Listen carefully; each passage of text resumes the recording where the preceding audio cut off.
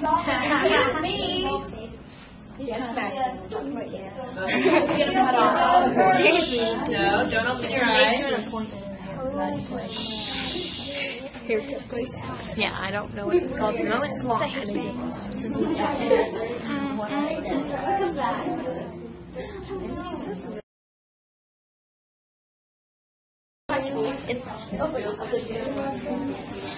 I'm tired. Hunter, lean on Julian. I feel like I'm at the hospital. Okay, now here is your...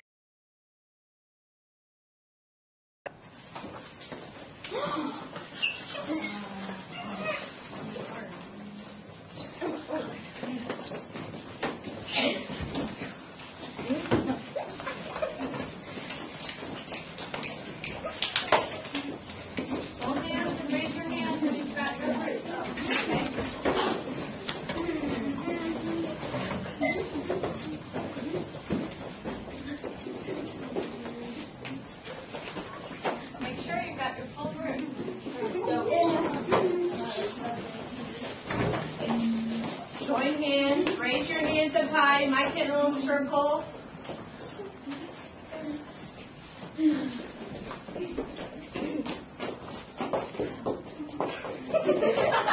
Just work, just work.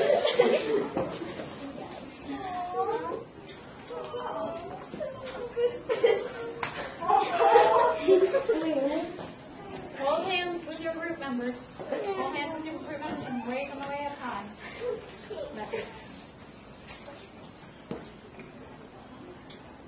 Okay, good. Now keeping your mouths closed.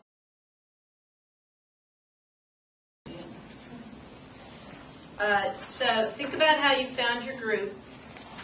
And there's two questions. What was difficult about it and what was easy? Okay? You can speak. Raise your hand if you can answer either of those questions. Katie? It was difficult because you couldn't talk. Maybe you didn't talk. Good. Yes? It was also difficult because you didn't see what dot you had on your phone. Thanks. Yes. It was kind of easy because Roland and I found each other, and he pointed to my dot, and I pointed to his dot and showed him the color of his jeans. He knew it was blue. He said yes to me too, and then we just found Will, and the three girls that joined, so that was easy. If someone point at you, you kind of see their dot and point to someone else who had that, and they could tell you if you had that dot also. Yeah, that's good, you guys. Lonely. When did you kind of figure out that maybe you're done? Like, when I would try to walk over to a group and, communicate, do I have, the same color as you? They'd say no, and then... And even though it's a game, it was still, right? It kind of still didn't feel good, I'm sure. It was hard. And I shout out to Landis for trying to help you find a place to belong. That was sweet.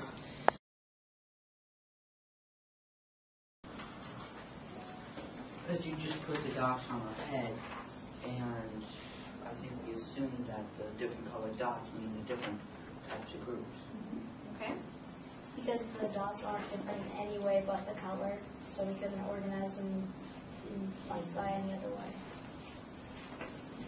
Well, we were still the same, but the dots were different, so that was the only actual difference between us. Okay. That's good. What does it say about how you see other people?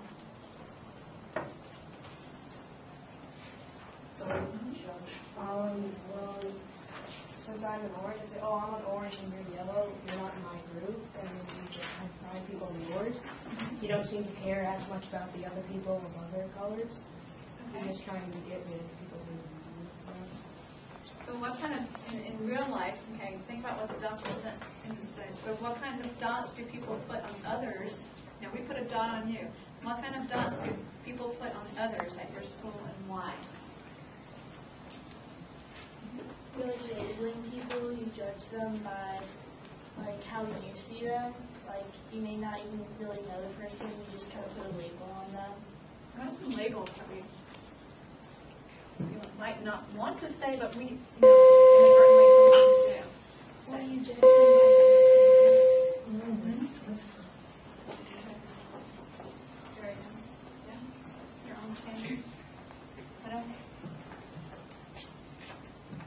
So how do we Accept others just for who they are, not because of what they may look like or what they may have. An excellent answer to that question. And you know, people like Aubrey, you know, I mean, again, this is a game, but people come up to you, right, sometimes? Either use a joke or something to kind of push them away.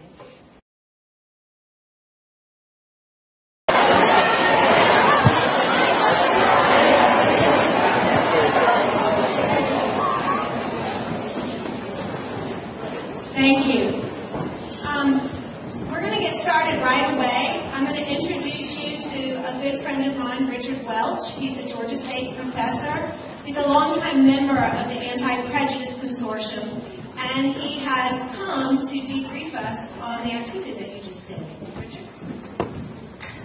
Well, all the reds stand up. The red dots stand up. All the blue dots stand up. All the yellow dots stand up. All the green dots stand up.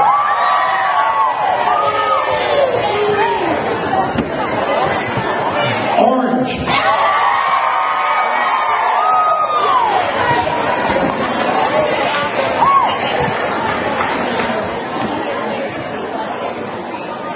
I'm going to ask you some questions.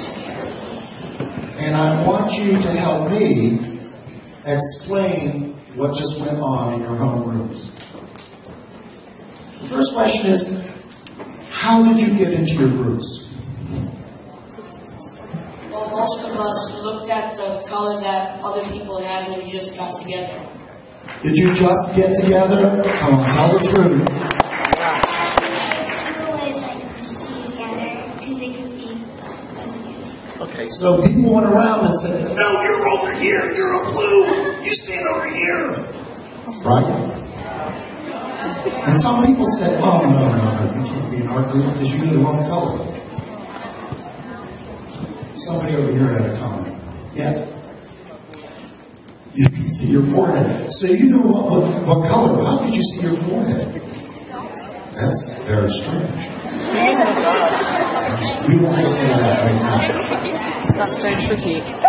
Did you notice the instructions? And that during the instructions, your teachers never said, organize yourselves by the dots in your forehead. You just automatically assumed that's the way you were to organize yourselves. So you looked around and there's your best friend standing next to you, but she didn't have the same color dot as you had, so you had to push her into another group. Why do you think that is? Okay.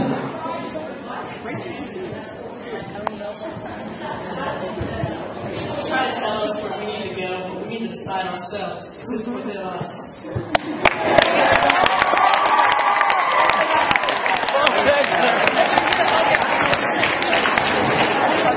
Each year, I work with over 600 middle school students at a thing called the Power Over Prejudice Summit. And we use this particular exercise during the training for these students from all over Metro Atlanta. And really, at the end of it, what we want to say is exactly what you just said. And that is, all too often, when you walk in the door of a school, where are my sixth graders? Okay, what I want you to do is remember the first day you walked in to middle school. I want you to remember back to that. Seventh graders, I want you to remember back 2 years. Eighth graders, 3 years. Teachers, never mind. Think about that first day as you walked through the door. What were you doing? What were you doing? You were walking. Yeah, you were walking. But what else were you doing? I was wondering where I'll fit in. Okay, so he's wondering where he would fit in. And how do we decide where we fit in? How did you decide where you fit in? She started talking to me. Okay. And why did you start talking to me? Because we had something common. So you were random. Okay. Were you because the jocks were over in that corner? The geeks were over in this corner. The cool kids were back over in that corner. And some of you, me, when I went to middle school, I was standing just waiting for somebody to come up and say, hey, you belong over there. Now, you might not have had someone say that to you directly. Someone may not have said to you, you don't belong with that group, you belong with that group. They may not have said it, but guess what? They were thinking it. They were thinking, you don't belong with her. You don't belong with her. You belong over there. And they will do everything in their power to push you over there. Just like with the dots, where they dragged you from one group to another and put you in a new group. May not have been the group you wanted. Here's the interesting thing. Most of you in your own rooms know each other, correct? Yeah, you know each other. Some of you are really close friends. And yet, for this exercise, you ignored your friends and instead just looked at the dot. Well, guess what? We go through life putting dots on people's heads. They're invisible. They're not showing. But we put those dots nonetheless. Guess what? When you came in and saw me standing in the front, guess what you said? Who's that old man? Except those who like my tie. Some of you are looking at me and saying, what's that gray-haired guy doing up front? What's that old guy doing up front? Guess what? I don't feel old. I don't see myself as an old man. I see myself as young. And the reality is, every day, when you walk through this school, when you walk through your community, when you walk through your neighborhood, when you walk through a store, you might be putting those dots in people's heads. And you say, well, I have to be able to say, oh, this person's this way and that person's this way. What's the problem with that? Why don't we want to do that? Let me go over to our folks over on this side who are asleep.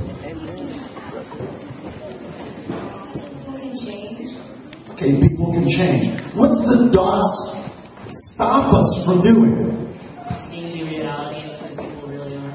Yeah. In other words, our vision of someone stops at the dot. We can't look beyond the dot. Your jobs, because of your ages, is to say, I'm not going to put dots in any people's heads anymore. I'm just not going to do it. Because I want to get to know her. I want to get to know him. I want to get to know him. I want to get to know her. And I can't get to know these people if all I can see is the dot. If that's all I see, then I'm not going to see anymore. It's your job. You are of an age right now where you can say, take off the dots. So right now I want you to take your dot off.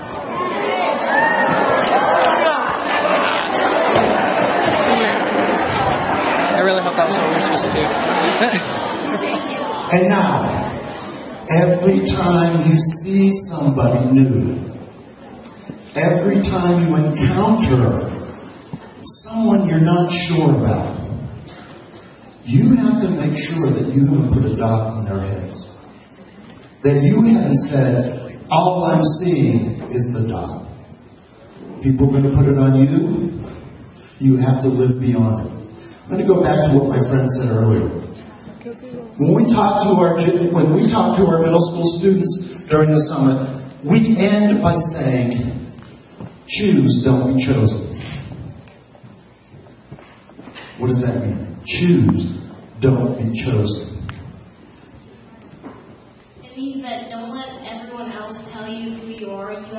decide who you are, what you want to be, what you want to do. No one else can tell you that. Only you can. Very good. Very good.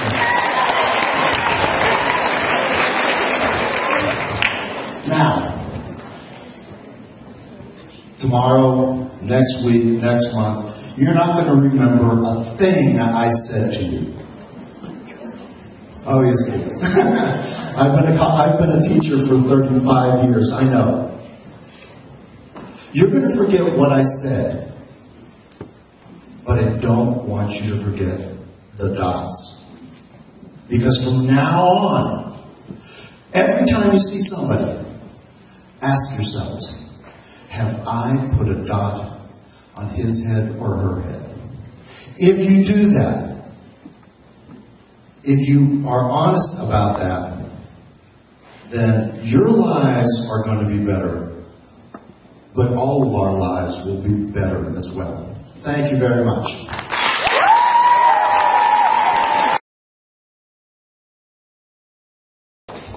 First of all, I'd like to thank my students who were part of the film. Great job to all of you. And thank you so much for being a part of this project. I'd like to share a little bit about our process as artists as we went through this project. What you see up here is some pieces from my 3 8th grade classes and some pieces from Ms. Curtis's classes. And the way that my classes went about doing this project is we thought that it would be better to listen to some actual stories from people who wanted to talk to us about what it was like to experience being different in some way, either by someone pointing it out to you or just in some way feeling a difference from other people and how they dealt with that. And so we invited Ms. Raina to come to our class. We invited Dave McMahon from our Discovery program to come to another class. And then Ms. Mitchell, our admissions director, came to the other class. So we had 3 classes working on it and 3 different people talking to each class. I should say 1 person per class. And so what we did was we listened to their stories and we took notes, what we thought was important to take from those stories. And then we asked questions, we had conversations about what it was like to be in those situations that they described to us, how they dealt with it. And then we drew the people who came and told stories because we felt that it was important to really sit and look at that person and maybe there was something we could understand from just sitting and looking at their faces. Was there something about their faces that could tell us about their lives and their experiences? And so out of that, what we tried to do, to the best of our ability as artists, and it was a big responsibility, was to take those stories and decide what was important about them to us, and then combine them with the images that we had drawn into a piece of art. And the task was to represent that person well, to represent their experience well, but also to represent what we took from the experience and what we wanted to communicate to others about it as a learning tool. So you'll recognize those faces as you take a look at this artwork, and it'll be on display throughout this month. And also Ms. Curtis's pieces, she wasn't able to be here today, but her class read literature on issues of diversity, and that was their inspiration for their pieces of art. So I want to thank all of those people who came to our classroom for opening a bit of their lives up to us, and it was a really brave and important thing that they did for us. And I want to thank my students for opening their hearts and being brave as artists to put this message out there for everyone to see. So thanks a lot to everyone who participated.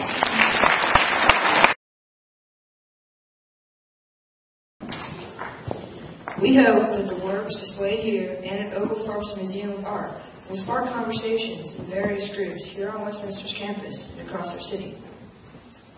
We invite you to view our work and read our written reflections, whether it be during the remaining free time of this assembly period or in the weeks to come as the art is exhibited in the hallways at school. You are dismissed. Of it was to use art as the medium by which community conversations around topics of diversity could be sparked.